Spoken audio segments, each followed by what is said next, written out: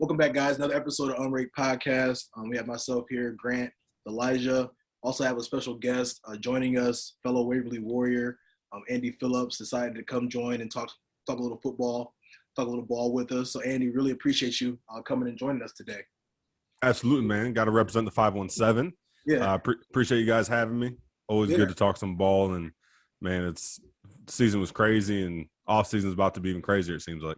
Yeah, like the off season, I mean, it's already obviously got the Super Bowl left, but things have really been swirling. I feel like I'm getting a new notification every single day, every other hour, something else going on. So what we're going to touch on today, I'll touch on the Super Bowl a little bit, touch on Stafford, obviously, and also kind of dive into some of the Brian Flores, some of that stuff that dropped yesterday evening, and just kind of unpack some of that. And, yeah, so kind of start things off, obviously, everybody always, we all imagine the Rams and the Bengals being a Super Bowl, right? We all saw that coming.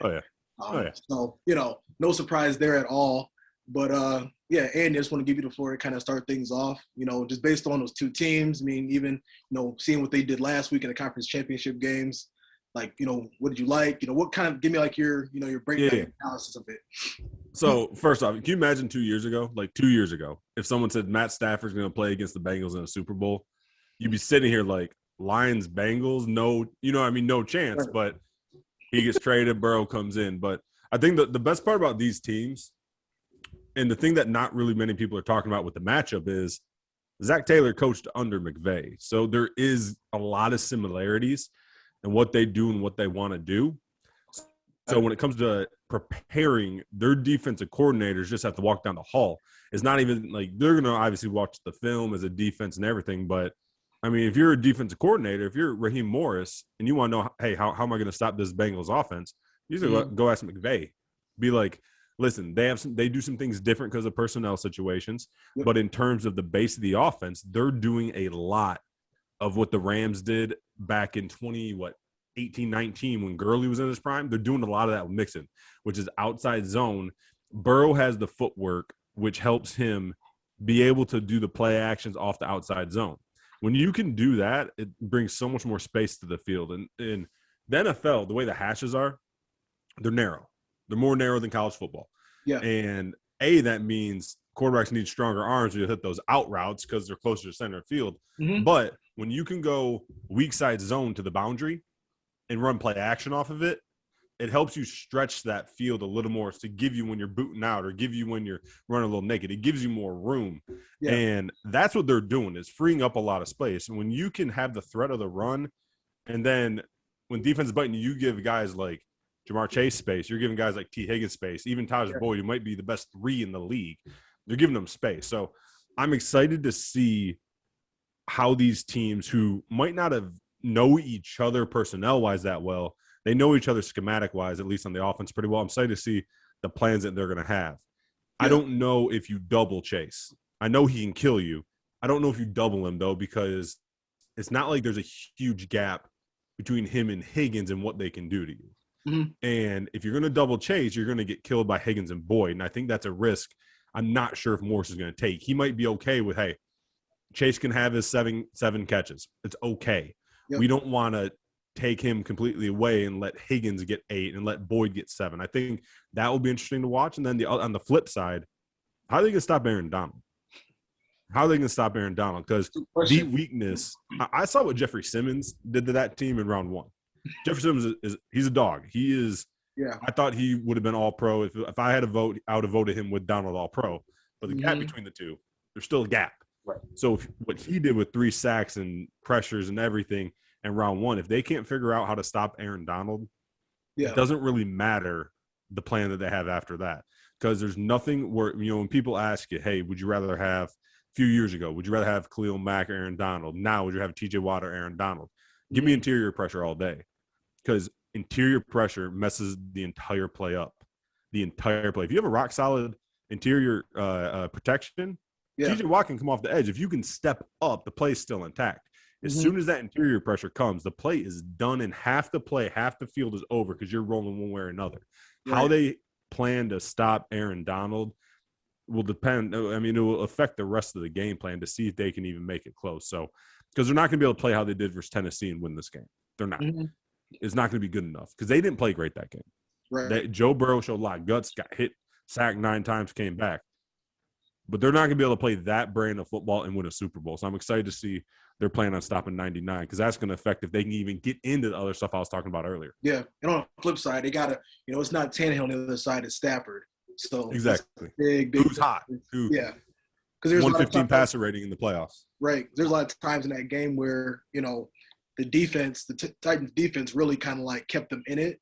Yep. To where, they get a couple of them sacks that the Titans got. Like if the Rams were able to get some of those sacks, like that's going to turn to points to where it didn't with Tennessee. So, exactly. I agree with you. I feel like interior pressure, obviously, like you're not able to put a tight end there, try to nudge the end or, nudge the D lineman before they go out and do a route. So it's one of those things where, like you said, as soon as they, get in the middle on their plays pretty much blown up. And yeah, obviously the Cincinnati Bengals, their O-line is pretty weak. And on the flip side, I'd be interested to see, just how Stafford is able to attack the Bengals defense. They've done a really good job of just they have this good bend but don't break going defense as far as they're giving up plays. They gave up 21 in the first half to the Chiefs, but they only gave up 3 the entire second half, and that 3 was in the last 10 seconds of the fourth quarter. Right. It'd be good. It'd be a good little matchup. What do you think, Eli? No, I mean, I second a lot of that. I personally, I know I brought this up last week on the podcast, how other than in college, I wasn't horribly familiar with how I didn't watch a lot of Joe Burrow in the NFL yet. So this last couple of playoff weekends for me have been just an introduction into his game in the NFL. And I would say he's definitely proven himself. He's a baller. And even to take 9 sacks in a game and stand up, it's strong and deliver passes down the field and come up with a victory in your first playoff game. That shows a lot of guts of what you're made out of. So that's first things first. But I'm going to say I think the Rams have this. I think we're all talking about the defensive line, whether it's Aaron Donald or Von Miller or Gaines. I think they're all very, very formidable players and are going to be the key to this game as far as how much they can just disrupt the quarterback, disrupt the run game, and hopefully give Stafford short fields, make it easier for him. And I think Stafford looked back at what Patrick Mahomes did last week and say, I just have to not make the same mistakes. Let me go ahead and take this couple of yard sack versus a 30-yard sack. Let me just, let me live to play another day, play a little more conservative. I know that's not Stafford's name of the game. He's kind of a bit of a gunslinger, but I think he understands the magnitude of this game and understands that it's really on me just to not mess things up because of how well our defense is playing. And that's kind of what I'm really looking forward to. You talk about the Cincinnati Bengals defense. I'd be interested to see how they're going to play the Cooper Kupp, Odell Beckham. Who are they going to just, they're picking and choosing literally every other drive of who they're targeting. And it doesn't seem to be very easy for any defenses to stop. So I'm very interested to see, who Eli Apple plays or who, how they decide to play their hand as far as defensive goes. But I'm personally, I'm thinking the Rams are probably going to take this in a defensive route is kind of my personal opinion. And what you mentioned about Cooper Kupp and Odell, the thing nowadays that's so much different than even 5-10 years ago. If you scroll through Twitter enough throughout the season, at some point you're going to see the Ocho Cinco Chad Johnson clip with Bill Belichick before the game when Bill comes up to him and goes, basically, don't even worry about it today. We're doubling you the whole game. You're not going to see the ball. And Chad's like, come on, man. It was funny, but today these coaches, man, I saw a stat a couple years ago that Kyle Shanahan motions or shifts pre-snap 71% of the time. The reason they do that, and then they're lining, the other thing is they're lining, you're seeing a lot more. When we were growing up, Moss, T.O., Ocho, those guys were your X and Z receivers. They're on the outside. Yep. You know what I mean? Nowadays, you're seeing Devonta Adams, you're seeing Cooper Kupp, you're seeing these guys in the slot because it's harder, A, to get the matchup you want in the slot, but B, that's where they're motioning all the time and pre-snap shifting. These coaches are so smart at getting their guy open. That's why it's everyone's talking now, how can you not stop Kupp? They ask, how can you still let Devontae get 15 targets? It's because these coaches are putting them in the spots where defenses can't just say, take away this half of the field because we don't know where they're lining up. So that is going to be interesting. I just don't know what the recipe is for that when you have a guy who primarily is in the slot. Right. And not like and he kills you. Sorry, he kills you with the slow amount of catches. You know, I mean, he'll have 3 catches for like 17 yards, and you're like, oh, we're doing good. And then he'll burn you for 50 yards after the catch. You know, because he kind of lulls you to sleep. Exactly. You're thinking, oh, we're not doing that bad. We're checking him. And then all of a sudden he's very shifty. And then Odell Beckham, he's been more open in the last couple of games than I've seen him in quite a while. And that's just because he's having the secondary corner on him, or they're having the safety over the top to be on Kupp side. So I think it's like you said with McVay and how much of an offensive genius he is. It's going to be real interesting to see what else they can continue to cook up. It's going to come down to can you get pressure, because if you give those guys time to get open, they're going to get open. Right, 100%. Yeah, just to kind of piggyback on that a little bit, obviously the guy with the keys to the the whole machine car making everything go. Stafford obviously started with the Lions. We all grew up watching them. Some of us weren't the biggest fan of him, but I think after he left, we all appreciated him, especially after this season, how much we miss him and how much some of us maybe did not appreciate him enough. So just kind of ask you, Andy, what have you liked, since Stafford has made the transition over to the West Coast, and just kind of getting your thoughts on that just past season. My favorite part about it is it's not like he was a one contract guy in Detroit and bounced. Like, he gave him 12 years, which is plenty. I mean, guys like Troy Aikman don't even play that long. You know what I mean? And so to give a place that is a perennial loser, not saying the people are, but just in general, the place, the organization just does not win. To give someone 12 years, that's why I think people are okay with him leaving, because people understand what he went through. And my favorite Stafford stat in Detroit was he won 74 games in Detroit.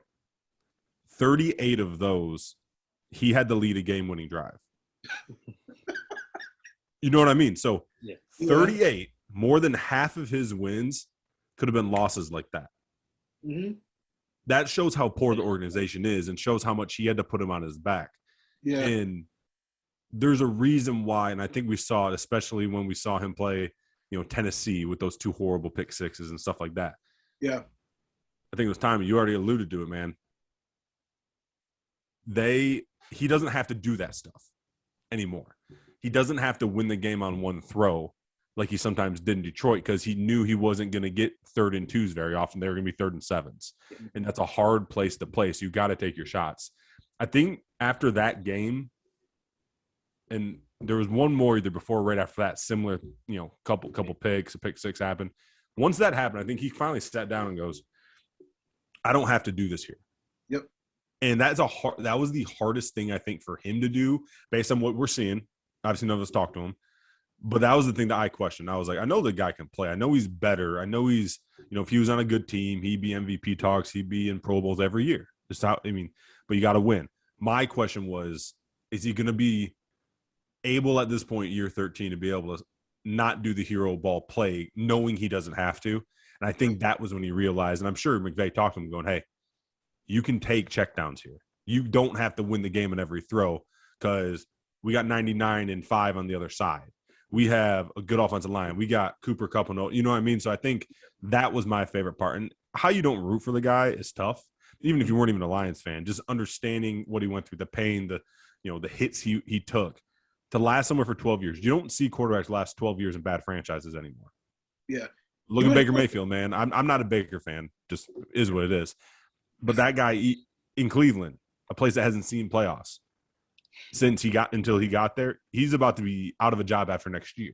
Mm-hmm. It's hard to last somewhere for 12 years in a bad franchise without them replacing you, unless you have something they know they can't replace inside that building. And that says a lot about Stafford and his time in Detroit. So I'm happy for him. And listen, I'm not saying I think it was actually okay time for the Lions to move on. It was painful this year in Detroit, but I understand to do a full rebuild. Listen, if you're going to rebuild your house, it's a lot easier to demolish the whole thing and start from scratch. Yep. You're not going to keep your immaculate kitchen up, and next thing you know, you're trying to build everything around that. Sometimes that's a pain in the butt. I think tearing down the entire thing was the right move, and also let the guy who did so much for your city, let him get a real shot. Yeah. Yeah, I'm just glad that they, kind of let him decide where he wanted to go. They didn't try to ship him off to like Houston or Jacksonville. Right. So they did him right by that. But it's just crazy to think back. I mean, like he literally went from like the worst team in the league to, upper echelon, that top tier, top 5 to 8 teams in the league. And we all saw this coming. It's always been crazy. Like I always tell Eli, like I'm like, they'd be all like, oh my gosh, look at this throw by Stafford. It's like, we've been seeing this shit since we was in like 8th, 9th, 10th grade. Like this is nothing. That? Only difference is that it was in like a losing effort, or is, like I said, one of them comeback wins. Like it was, but we were the only ones seeing it. But now it's just great for like the whole like world to be able to kind of see him like, in the light that they've been seeing him in this year, like do what he's been doing the entire time. Because I always said I feel like he has good arm talent as Mahomes, Aaron Rodgers, like all those guys. He's right there with them. The numbers don't lie either. He's right up there with them in the numbers game too. 100%. Yeah, and me and Grant talked about this last week, and just him getting this one Super Bowl, if he can get this under his belt, he's considered in a completely different light than present day. That I think there's his stats are right up in the top 10 as far as passing yards all time. I think he's right shy of 50,000. 400 passing touchdowns, and if you put a Super Bowl on that resume, you're kind of in the same light of a lot of quarterbacks that we view as Hall of Famers, not like guaranteed first ballot. So I think this is a lot riding on this, and considering if he can get this one done, they're going to come back with basically the same team moving forward. So he can really rewrite a lot of his final chapters or write a lot of his final chapters and put him in a completely different light. With a Super Bowl appearance, a Super Bowl win under his belt, I can't say enough how just how happy I would be for that to happen. And I think it's amazing just how quick things can change with when you start winning. When it comes to the Hall of Fame, I looked this up last year when Philip Rivers retired. So I always actually called Stafford Philip Rivers East. Yeah. Yep. Like they're kind of the same. Like their numbers are always high, but never got an MVP vote, never first team All Pro. At this point last year, neither one was ever in a Super Bowl. And I was looking, and everyone kept saying Philip Rivers is for sure Hall of Famer. And I'm like, I get the player himself is, but will he get in? So I did some digging. There's only been one quarterback in the Pro Football Hall of Fame currently that doesn't have either a Super Bowl, an MVP, or a first-team All-Pro. And that's Warren Moon, who spent his first 6 years in the CFL. So they kind of understood, like, this dude came over in his prime, still made 9 Pro Bowls. Yeah. So had the Oilers in meaningful playoff games. So I think they kind of understood, like, his first 5 or 6 years in the CFL, if those were in the NFL, we're definitely looking at – I think that kind of contributed to the reason he got in. Yeah. So if you're Stafford right now, you have no All-Pros, no Super Bowl, no MVPs. He needs at least one of those if history tells us how voters are going to look at him. So if he can get the Super Bowl to start, now those numbers he put up in Detroit actually mean something. Right. Until then, his numbers look like Matt Ryan, where it's like, yeah, the question will come down to, well, are his numbers like this because the era he played in? That's what it's going to be. But if he gets a Super Bowl, now that will help justify the numbers that he put up in Detroit. So if he gets a Super Bowl this year, if he doesn't, let's say he's just in it, and the next year he wins an MVP. He needs something. He needs one of those. For sure. History tells us. No, that's a good point. I didn't know any of that, so that's a good point. And to the Philip Rivers thing, I think him having LT, very early in his career, having a couple of playoff, I think they maybe went to the championship game. Yeah, I think they definitely had a couple of good runs. I think that is reason why he's given a pass. Now, after LT left, his career looks identical to Stafford's.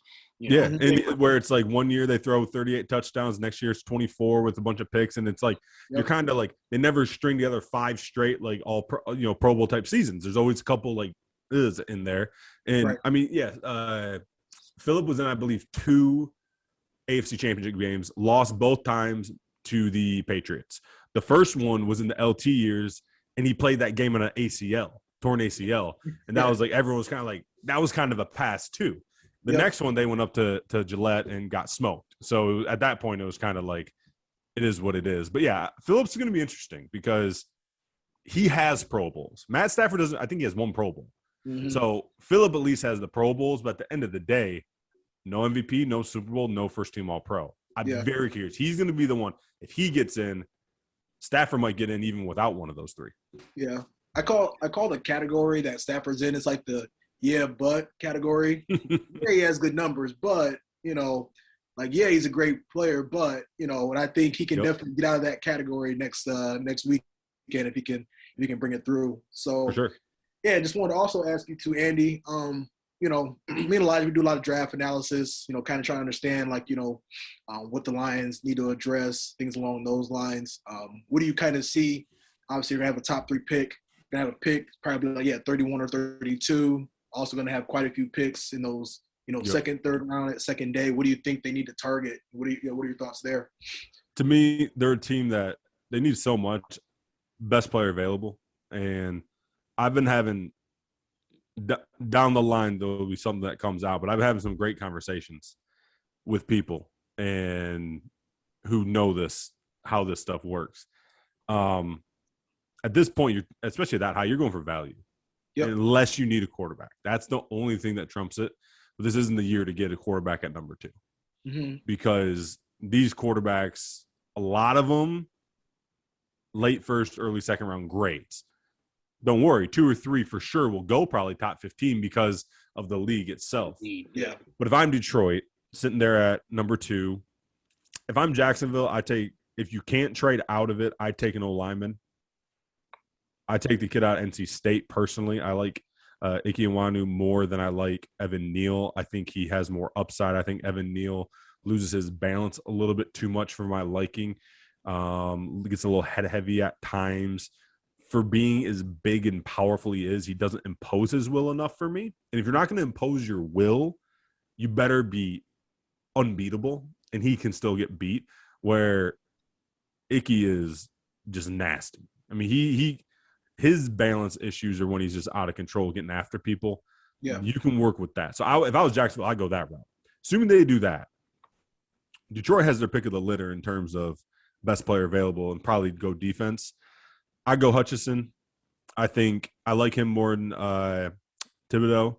I like him more than Jeremiah Johnson, or Jermaine Johnson, who's coming off Florida State, who's tearing up the Senior Bowl this week, who will probably see him sneak into the top 10 based on that performance. So I go Hutchinson. I think he's the complete package there.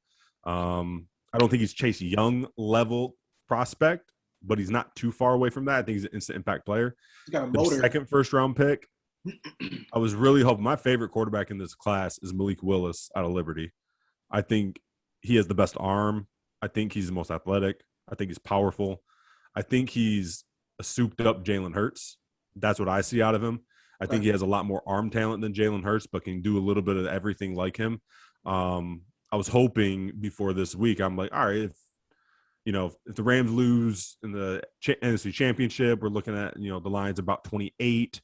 If Willis doesn't have the best Senior Bowl, maybe he falls down there, and you can get a quarterback to sit for a year, learn, develop with Goff for one more year. However, rumors out of Mobile this week in the Senior Bowl are Willis is the best one there, and that includes Pickett. I saw that. From Pitt. So I think we're looking at Willis probably going top, for sure top 20, maybe top 15. So Lions probably won't get him. So to me, if you're sitting there and I want to be in a rush to get a quarterback.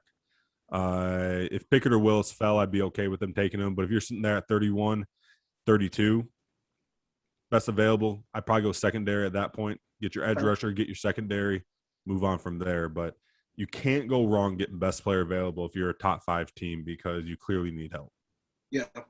What about – because I do kind of look at, they had a lot of guys out, the Lions did, as far as on the defensive side and offensive side too. I kind of told Eli that this would probably be one of the only years I'd be okay with them maybe targeting a receiver. Like, I feel like the defense, it looks at the defense, if they can get everybody healthy, I think they could be like a top 20 defense. With that defensive. And their O-line is fantastic. Right. I feel like they can put themselves in good situations to make it to that defense don't just have to be on the field all the time, just trying to stop these air raid offenses. Because I also feel like, when it comes to those QBs, there's so many wild cards where I'm like, all right, maybe we can just kind of hold on to Goff for another year, but just try to really soup up everybody around him. Yep. Get more help in there to make things easier on him. Then it's okay, Bryce Young coming out next year, or like, one of those other, guys that be coming out next year. Let's just try to kind of like get the CJ seat. Stroud, Bryce Young, you got guys. Yeah, that can like just sit back there and can sling it. So I don't know. It's a great receiver class too. And there's not a lot of people talking because there's not the Jamar Chase maybe prospect, but there's 5 or 6 guys that are going to come in day one, be number 2 or number 1s on teams. If one of those guys, and I'm talking, a lot of people love Garrett Wilson out of Ohio State, but to me, he's more around that 5 or 6 guy. But a lot of people have him as their number 1 receiver. Yep. Garrett Wilson, you got Chris Olave, who reminds me of a little bit bigger Tyler Lockett, tracks the ball the same way, great footwork on the sideline. I love the way he plays football. You got the big kid. You got the Mike Evans style Drake London out of USC. If you're looking for a bully, which pairing him with St. Brown from USC, St. Brown inside, London outside, that'd be great. I don't think he'll be there. You got Treylon Burks, who he's the bully. He's the Deebo Samuel. He's the A.J. Brown. He's the guy that if you get him in the right system can be your deep threat and punish some people on some reverses and jet sweeps. You got guys. If they get one of those caliber guys to fall to 32, run the card up. Yeah, I agree with that. Yeah, I like that Chris Olave kid a lot. I mean, obviously, I've seen him abuse Michigan for 3-4 years in a row. So I think he can play. Track speed with body control. Yeah. So no, I agree with that. And you talk about how good the offensive line is. That's something that I think there is a lot of good offensive linemen here, and I think it's probably something you shouldn't do because they are pretty. They're fairly young. We got a top 5 pick on the line last year, but I think if that's something you have to have in order to become a great team. So I would not be, because they have that 30. They have the Rams pick, and then they also have another pick at the top of the second round. So I don't know. I know it's top 35 gamble, but I don't think it's bad to try to shore that up a little more as well. And just become. You got your bookend tackles. You got Decker and Sewell at tackle. Yes. You got a top 3 center and Frank at center. Jackson is in the Pro Bowl right now at left guard. So really that right guard spot sitting there at 32. The guy I would target is Zion Johnson out of Boston College. He's a plug and play day 1 starter somewhere, tearing up the Senior Bowl this week. If he's there at 32 and you don't want to risk a couple more picks until you're up again, that'd be a great spot. And now you secure that entire offensive line. You got great running backs. And then again, sitting there at 35, 30, 34, where they would be. Yeah. Receivers could be there. D-backs could be there. I think it's a good idea. I'm always about the O-lines. That's fine. Absolutely. Yeah, I think we're just in that situation where it's like you can't go wrong. I think it's one of those things where, they need to make a decision on if they just want to kind of sit on golf for another year and then, go after a QB next year, or if they just love, Malik Willis enough, if he's there, you know what I'm saying? If he's there, which it sounds bad, but 3-14 wouldn't be the worst thing in the world when you're sitting with Bryce Young and CJ Stroud next year. Yeah. I mean, both of those two would be the top player picked this year. You know what I mean? Right. The top quarterback. Obviously, Jacksonville wouldn't take him, but both of those two now if they were coming out. So you figure another year developing at those two schools, it wouldn't be the worst year to have a top 2 pick next year and have such a built roster around him. That's why Burrow's succeeding so early. Yeah, 100%. He built that roster before he got there. Yeah. It wasn't like Jamar Chase and him turned the Bengals into something. They built that entire roster, spent money in free agency. Lions need to do that. Build the roster this year so next year with the actual really good quarterback class, a kid can come in and be surrounded by talent and go. Yeah, 100%. So, yeah, just want to kind of shift gears here to start to kind of wrap things up. Everybody's, we've been hearing about the Brian Flores situation. I guess I'll kind of just kick things off to give my 2 cents with it. Disappointed but not surprised. I saw a statistic to where I think there's been about 178 coaches openings since the Rooney Rule in 2003, and only like 12 to 15 have been Black head coaches. And obviously we see how their tenure can be a lot shorter than others, or like white coaches, just based off whatever the situation may be. I think in this situation, it kind of sucks to even hear it more because you have where there's a potential that like the owner was trying to pay the Coach Brian Flores to throw games. in a league where, I mean, these guys are not, I mean, it's like, obviously football is a kid's game, but these guys are grown-ass men getting paid, you know, very handsomely to take care of their families and their kids. So that's the last thing they want to be able to do is throw games. So just kind of wanted to, you know, obviously a whole lot to unpack. We're going to hear about more, but just want to kind of give you the floor on that, Andy, what your thoughts were. It is disappointing. I mean, that's first and foremost. I'm huge on Brian Flores, by the way, and I've been the screaming Brian Flores fan up here in the Northeast. I've been since that year that Ross was 19, when Ross was apparently, we don't know yet, allegations where he was paying him for wanted to pay him for losses.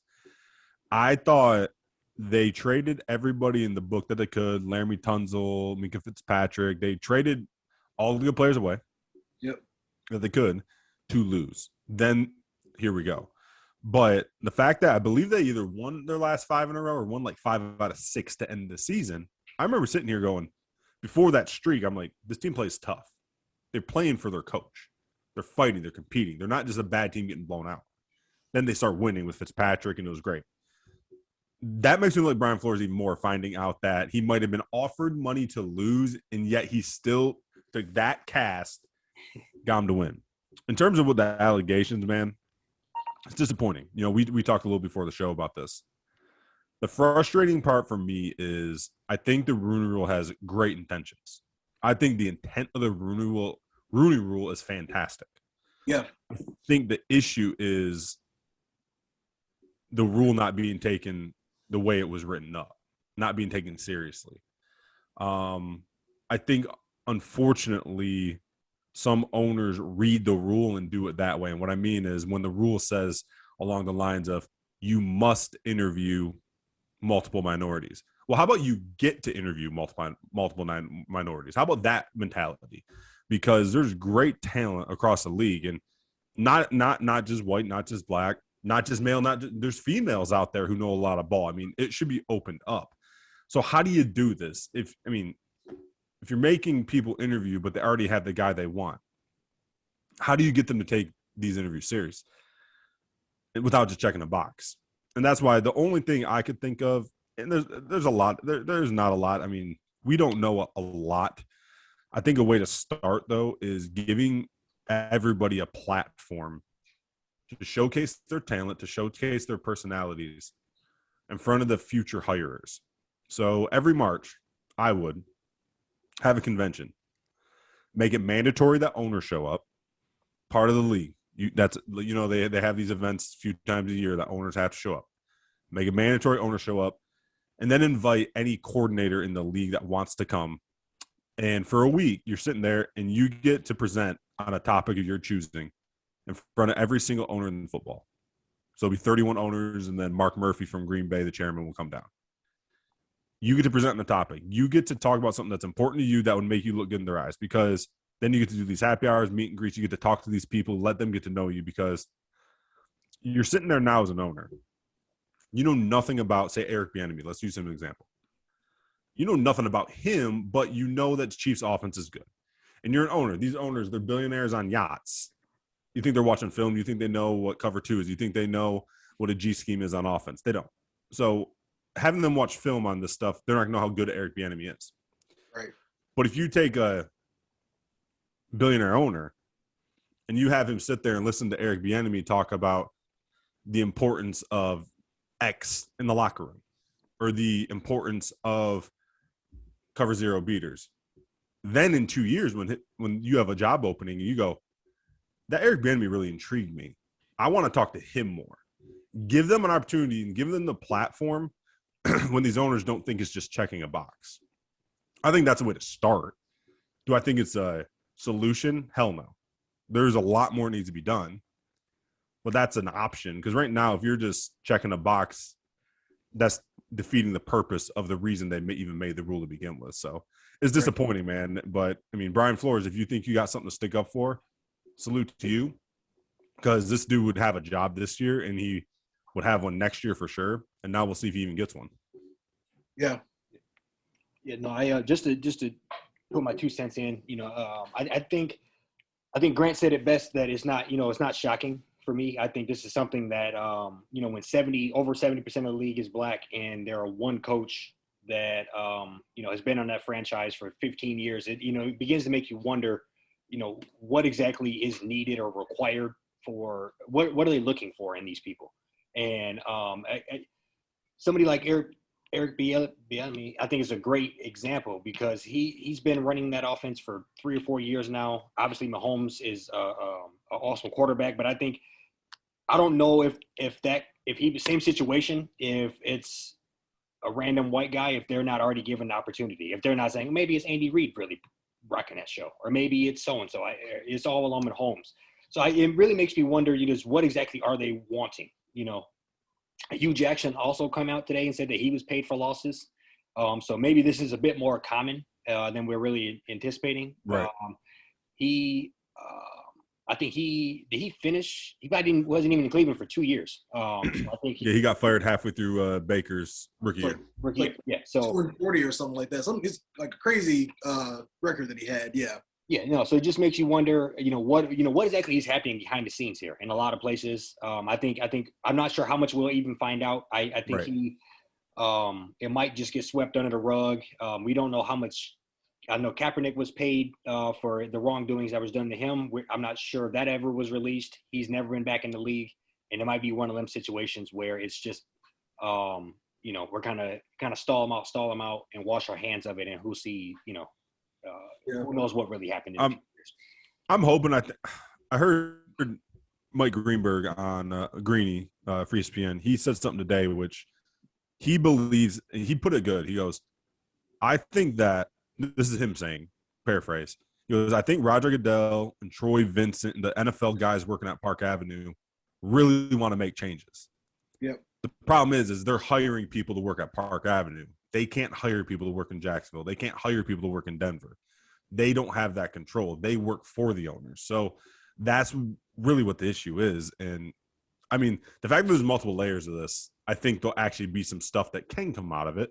Yep. The betting stuff, I think, is going to really drive that paying to lose thing. Because now that you're partnering and allowing gambling on your league, you can't have owners trying to pay off coaches and essentially hope that they fix a game. Yep. There's going to be some ramifications for that, in my opinion. And at the very worst than that, and you're going to see maybe more tight-shipped and maybe more security around those situations. But, yeah, in terms of the Rooney Rule, in terms of what Coach Flores is saying, listen, man, if the Giants knew that Dable was their guy, but they couldn't hire him until they interviewed another minority, it's a shame on the rule in a sense, in my opinion. Because, listen, maybe they interviewed Dable, maybe they interviewed Flores, and they'd still go with Dable.